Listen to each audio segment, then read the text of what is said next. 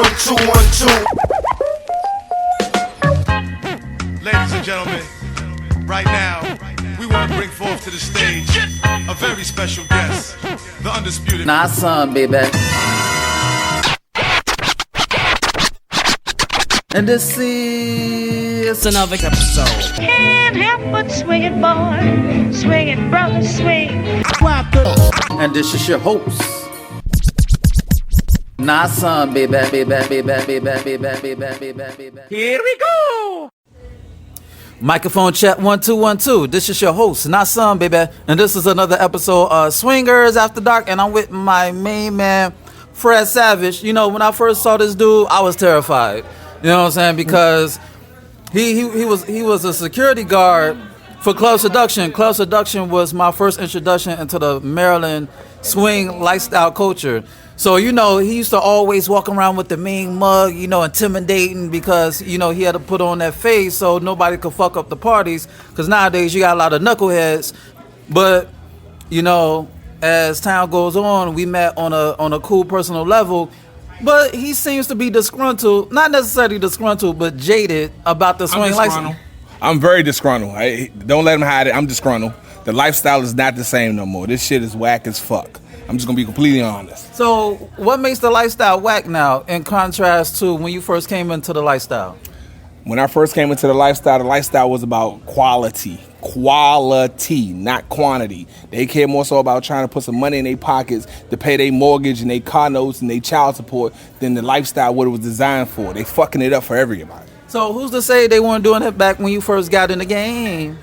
It wasn't done the same. When I came into the game, ladies brought a dish. Men brought a premium bottle. You left your phones in your car, and you came to the party. It was discreet. It was in houses. We wasn't in no hotel rooms where you got to knock on doors. If you couldn't fuck in front of nobody, you wasn't coming. So you saying that when the parties moved from the houses to the hotels, that when the game changed? Definitely changed then. Definitely went all downhill. When we left the houses and we came to these hotels, parties went downhill. It's not the same no more. It's no purpose in doing this. It's pointless. I'm be honest, it's pointless. So it's like, was the chicks fucking? Because chicks nowadays, they go to parties just to treat it like a fucking fashion show. So when you got in the game, was they getting it in? They was fucking more in houses than they was here because you ain't had nowhere to hide. See, in the hotels, they get the sachet, go to their rooms and have fashion shows and change the 7-8 outfits. In the house, you came to fuck. That's what you came for.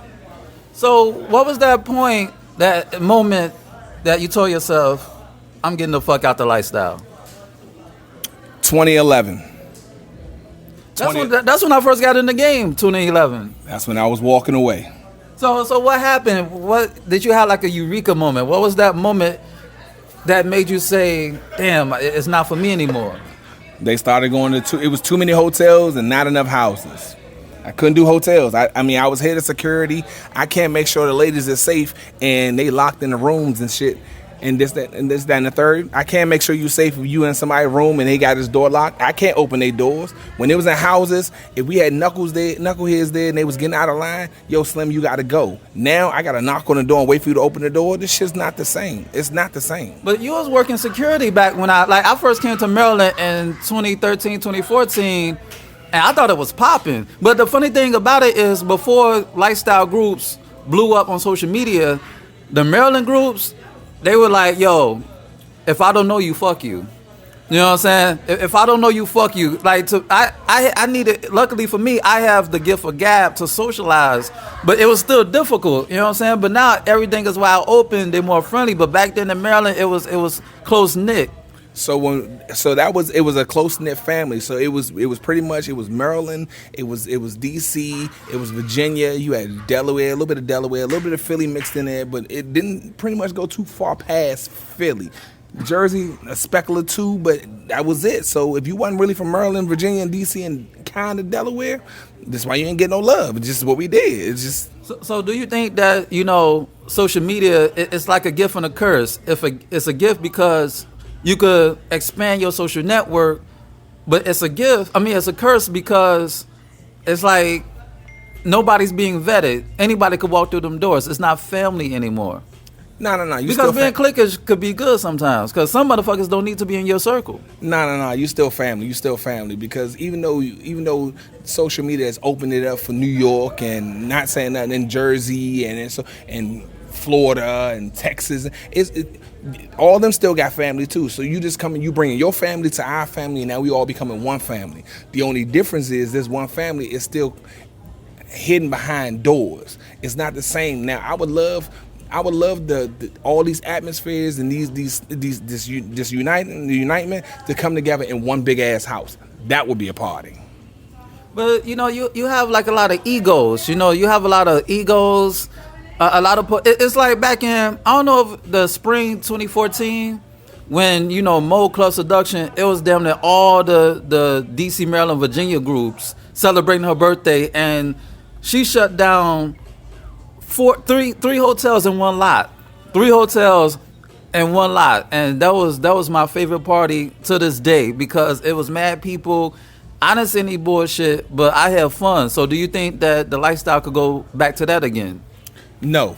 Now, I will honestly admit there will never, ever, I repeat, there will never, ever, ever be another Club Seduction ever. Point blank, period. It would never happen. No group, no disrespect to you groups out here, but none of y'all will ever be Club Seduction. The things that Club Seductions did, the numbers that they put up, the themes that they put up, we put a lot of effort into it. From security side to the themes to making sure everybody had a great time, the atmosphere, they did a lot. What I want to see is for the new groups that's coming out now, not taking nothing from y'all, because I come out and support if y'all showing something that needs to be supported. Listen, I'm Fred Savage. I'm going to tell you now, I got an ego. My ego stands for itself. Ask about me. I'm Fred Savage. Ask. But neither here nor there. At the end of the day, let's have a great time. Let's fuck. Let's bust nuts. Let's get back to the old thing in the lifestyle. This new age lifestyle is not the same. We didn't come out here to walk around and talk. Like, you came to fuck. That's what you came for. Come bust your nuts and go to fuck home. That's what you come out for. So what do you think about this new term called lifestyle friendly? Because I never heard when I first got into the lifestyle, you were either fucking or not. You know what I'm saying? I never heard this lifestyle friendly shit. What do you think about that? That's the new age shit that I'm talking about. Not knocking you lifestyle friendly people. I ain't hating on y'all. Y'all not even voyeurs, because even voyeurs come out to watch. But some of you lifestyle friendly people come, y'all don't understand the whole atmosphere of the lifestyle. If you want to be lifestyle friendly and come out and mingle, go to the playrooms. Stop talking in playrooms. Y'all fucking it up for everybody. Stop talking. We don't need no Phil Jacksons in the playroom. Let that man and that woman bust their nuts. Sit there and watch. Be a full voyeur. If that's what you want to be. Understand what you're getting into. A lot of y'all coming into these things and y'all coming as dates and friends, but y'all don't know what y'all getting yourself into. Find out what you're getting into. You do a little bit of research. Ask around. See what you're getting into before you come to these parties, because some of y'all that's coming, y'all don't understand the essence of what's going on here, and it's making it difficult for vets like myself to come out and enjoy ourselves. Do you think that the promoters who throw parties, they kind of drop the ball because they allowed the atmosphere for lifestyle-friendly people to flourish? It's changed from quality to quantity. It went from quality to quantity. That's all I can say. I can't hate on nobody. It went from quality to quantity. I've been to parties where it was only 20 people in the house. 20, and the party was like that.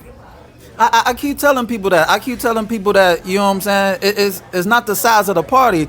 I've been to a house party in an apartment. It was 10 people. Everybody was fucking.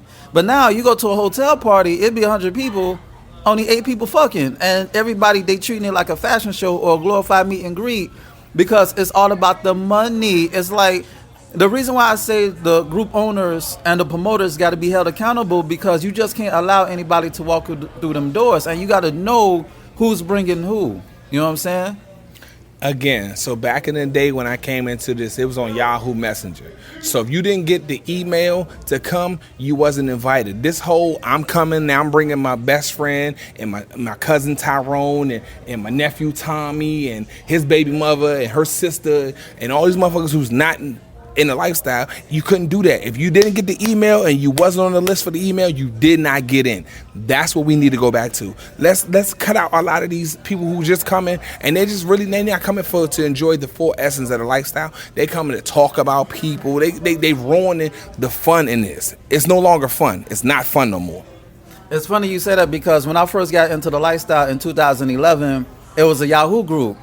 And it was like, it wasn't necessarily a vetting process, but you needed to go through them steps in order to go to the party. There was a password. You needed to know the password. You needed to bring a date. Because I remember this lady in New York, she was like, yo, you're not coming to my parties unless you get a date. You know what I'm saying? So it's big. It's different like in social media, like on Facebook, it's more wide open. But in Yahoo groups back in the day, they had to know my name. Sometimes they have to. They do pictures. Some promoters do. They take your picture to make sure that if something happens, then you got to be held accountable. Some promoters even make their clientele or their party goers sign a waiver. They doing that now. What do you think about that on some 50 Shades of Grey shit? Waivers are great. I will honestly admit when I first came to a party and they had waivers, I appreciated that because it was accountability. Because what that's doing is it's forcing you and whoever you bring to be accountable for whatever actions you do when you come here. Now, granted, things can happen and things can slide under the ropes and people can fake their name or whatever the case may be. But the person who brought you can't hide. Now, you might lie and say your name is Tyrone when your name really Mike, but Keisha brought you, we know Keisha. So we something happened and you did something, we can go back at Keisha. So that I like. All I really want, y'all, and I can't stress this enough, let's go back to the old lifestyle where things was fun, things was great. It wasn't about this money thing. Like, I'm not broke, let me first say this, but let's go back to what the lifestyle was really about. And that's about busting nuts, having fun with like-minded adults. Let's be honest. But how can they go back? How can they go back? All you need is one or two groups to go back to old school. You only need one or two. You don't need everybody. Somebody has to be like, you know what? Let's go back to where we was. Y'all done made y'all money off of these parties. And I'm not hating on nobody making their money. I threw parties. My parties was on Wednesdays. I had hump day parties. We didn't charge you to come to our parties. You just came to our party. You showed up. We fed you good. You partied. Bust nuts. We left. I was supposed to go to one of your hump day parties, but I couldn't make it. And by the time I thought about that I wanted to go, then that's when Mo shut down Club Seduction. So that's the same thing. The Wednesday, that was you and Mo's, right? No. So because I know Club Seduction had their Wednesday joints. So Club Seduction had a hump day party, but this was at the time the name of the group was called G Spot. So that was me. I heard of G Spot. So that was me and my homeboy Will. We threw parties on Wednesdays, and it was every Wednesday. We threw a party every Wednesday. We ain't charge you, we wasn't busting your head.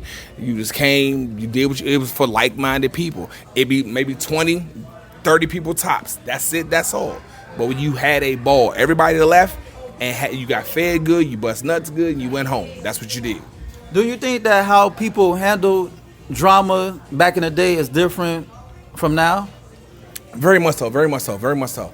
Back in the day when an incident happened, we'll call it an incident. When an incident happened, it was real discreet how you resolved the incident, got the participants out of the situation. It didn't interrupt the party, none of that. Nowadays, it's you got too many people who just want to be just rah for no reason. They want to be seen, attention whores. Yes. Sometimes you just let security do their job. Let them do their job. That's what they're getting paid for. That's what they wearing that shirt for. Let them do their job and let them resolve the party. Enjoy your party. You came to bust nuts. You shouldn't be caring about what the hell somebody over here fighting for. You worried about somebody fighting or you worried about fucking? Which one you care about? Because there's no reason to come to the party and you mean mugging in the fucking hallway. It's like, yo, focus on the bras, not the dudes. But it happens. But you can't even say that because it'd be more ladies mean mugging than the dudes be. Like, you just walking around the hallway, you mad at Keisha because she fucked your baby father last week. Get over it. You shouldn't have brought him. Okay, let me. Maybe I should have said that. I'm gonna get at you for a minute because the lifestyle could be addictive. You know what I'm saying? Because you make your guest appearances sometimes.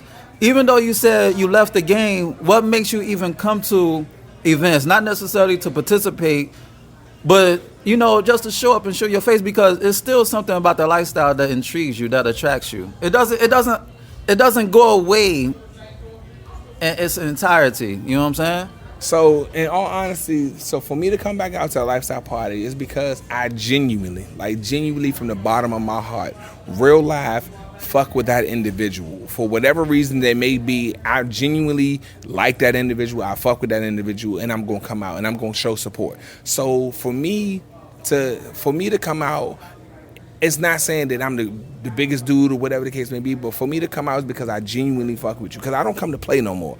I come to walk around, pass out liquor, talk shit, and have a great time. I want the whole time that I'm here to experience the old lifestyle that I came into. It's funny you say that, because when we was at Summer Jam for Babs, you know, my homegirl, my roommate was like, he talking about he leaving the lifestyle, but he's doing lifestyle shit. She was teasing you because y'all did whatever. So, because she's in the lifestyle, but she was like, oh, he fronting. He's saying that he left the lifestyle, but he doing lifestyle shit. Lifestyle is still gonna be in me. I'm not gonna hide the fact that this is what I love. No, she wasn't shitting on you. She was just teasing about the situation. No. Well, I get that. This is what I am. But at the end of the day, for the parties that's being thrown there, is what I'm not attracted to anymore. The lifestyle I will always love. It will always be a part of my heart. The parties and the people who are the hosts who's throwing the parties is where I have a problem. I just want us to go back to where it used to be. And plus, there's way too many groups. Everybody named mama, monkey see, monkey do. Okay, you making money, or you having a lot of people. I could do it. And I'm gonna make a group tomorrow. I'm gonna tell y'all right now. I'm gonna make a group tomorrow. It's gonna be called Lifestyle Vets and Newbies 1.0. I'm gonna make a group tomorrow, and I'm gonna start throwing parties in 2 weeks. No, I'm lying like shit. But that's even though that's it's a satire, it happens. It happens because they think it's a quick lick. Just like how in a book game, people think they could write a book, and then they sell it for $5, and then they devalue the book game. And it's the same like the lifestyle. They think they could come out with a group, and they devalue the lifestyle. It becomes watered down. You know what I'm saying? It becomes it's like putting ice cubes in your liquor. You know, if you let the ice cube sit, the liquor is gonna lose its potency. So it's like sometimes less is more. You're absolutely right. This is why I keep saying, and I can't stress it enough, let's get back to the quality and leave this quantity alone. I get it. Y'all making great money. I'm not hating on y'all making y'all money. Don't get me wrong. But at some point in time, you got to give those who fully are a part of this what they're looking for. I understand you want to make some money. I'm not hating nobody. I'm not fucking nobody's pockets. I don't give. I'm not counting your pockets, whatever. But for true lifestylists, you got to give them what they're asking for. Sometimes you got to be like, you know what? I don't need a big party. I really don't. Personally, I don't care for big parties because 300 people and 40 fucking is a fashion show. I didn't come here, if I'm coming to fuck, I didn't come to walk around and look to see that you was cute. You know, fuck how cute you are. Bend your ass over. How good is your mouth? But the people got to take a stand though.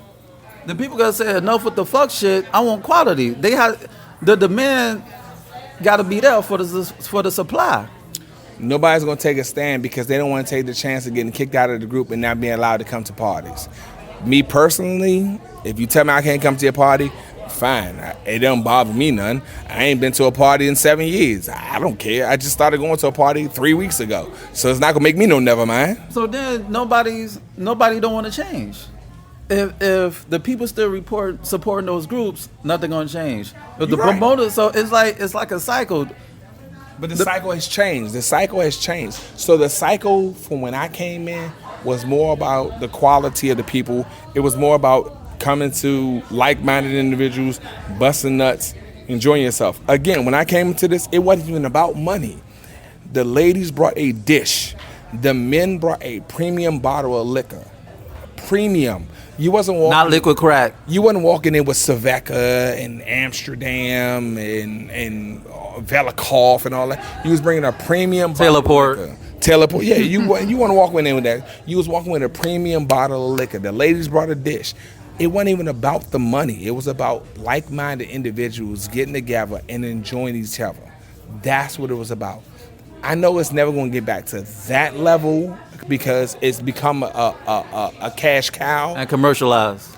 But let's get back to just the quality of people. You're allowing any and everybody to come to these parties, and some of them is not really about the lifestyle. They're not. They're just here to see, oh, so you fucking her, oh, you fucking her.